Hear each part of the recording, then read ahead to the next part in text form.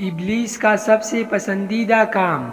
رسول اکرم صلی اللہ علیہ وسلم نے فرمایا، ابلیس کا تخت پانی پر ہے، وہاں سے وہ اپنے لشکر روانہ کرتا ہے۔ اس کی نزدیک سب سے زیادہ پسندیدہ شیطان وہ ہوتا ہے جو سب سے زیادہ لوگوں میں فتنہ ڈالتا ہے۔ اس کے لشکر میں سے ایک آ کر کہتا ہے، میں نے ایسا ایسا کیا ہے۔ وہ سردار کہتا ہے، تم نے کچھ بھی نہیں کیا۔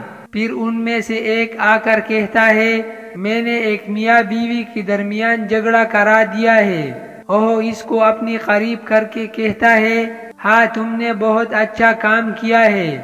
وہ اس کو گلے لگا لیتا ہے۔ میاں بیوی میں اختلاف پیدا کرنا شیطان کی نزدیک سب سے بہتر کام اس لیے ہے کہ ان کے اختلافات سے صرف دو انسانوں ہی کے درمیان نہیں بلکہ دو خاندانوں کے درمیان ہو جاتے ہیں، جس کے نتائج بہت ہی برے نکلتے ہیں۔ لہٰذا میاں بیوی کو ایسے موقع پر اعوذ باللہ من الشیطان الرجیم پڑھنا چاہیے۔